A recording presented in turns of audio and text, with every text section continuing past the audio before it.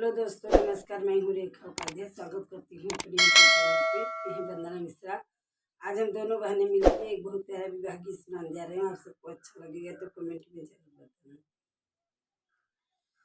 मलिया जे आपन मलिनी जगावई, अरे उठ मालिनी बयल बिनु सार रे ललनवा, अरे उठ मालिनी बहे बिनु सार रे ललनवा।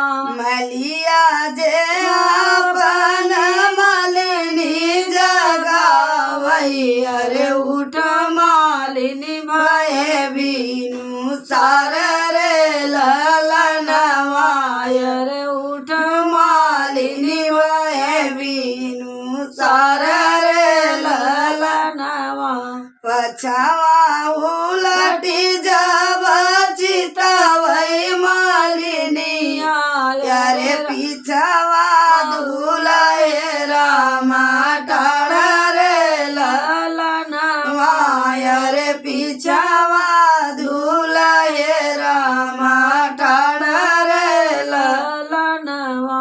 कवन जरूरती लगल दुलवा, अरे आइला तू बड़े बिनु सार रे ललनवा, अरे आइला तू बड़े बिनु सार रे ललनवा। दुई जी के मोरे बाबा लगन धरावई, अरे तीजिया के हमारा बियाह रे ललनवा, अरे तीजिया के हमारा बियाह रे ललनवा।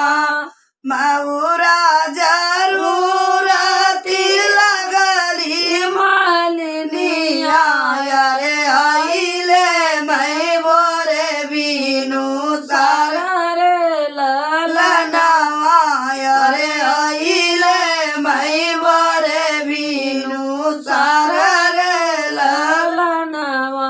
कगज माउर जीनी गुछुरे मालिनी, अरे बूंद पर से गली जाई रे ललनवा, अरे बूंद पर से गली जाई रे ललनवा। फुलवा माउर जीनी गछुरे मालिनी, अरे घमावा लगल कुमिलाई रे ललनवा, अरे घमावा लगे से कुमिलाई रे ललनवा। सोनावा माउरा तू गछुरे मालिनी, अरे बानी के चलब ससुरारी रे ललनवा, अरे बानी के चलब ससुरारी रे ललनवा। सेही गोड़े बैठल दुल्हे कवन रामा, माउरा जे लगै चटकार रे ललनवा, अरे माउरा जे लगै चटकार रे ललनवा। एक बन गईले दूसर बन गईले, अरे तीसरे में ससुर दुआर रे ललनवा, अरे तीसरे में ससुर दुआर रे ललनवा। घर में से निकलल सरवा कवन रामा, धइले गोड़े कला गम रे ललनवा, अरे धइले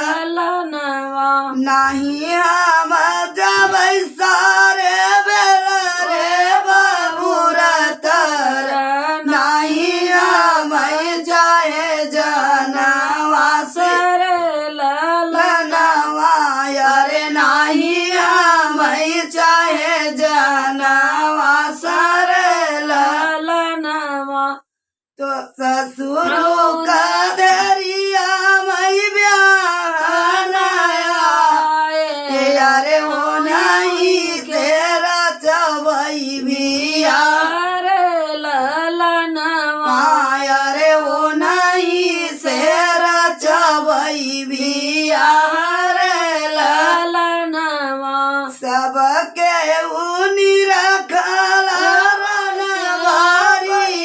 दिया अरे सासू जे निरखई दामाद रे ललनवा रे सासू जे निरखई दामाद रे ललनवा किया तू है बेटा मलिया का जन्म किया रे मलिया गई बाप रे ललनवा रे किया रे मलिया गई बाप रे ललनवा नहीं हमारी सासू मलिया का जन्म नहीं रे मलिया गई बाप रे ललनवा अरे नहीं रे मलिया गई बाप रे ललनवा तोहरी बिटिया सासू मलिया का जन्म मलिया गई ससुरु हमारा रे ललनवा रे मलिया गई ससुरु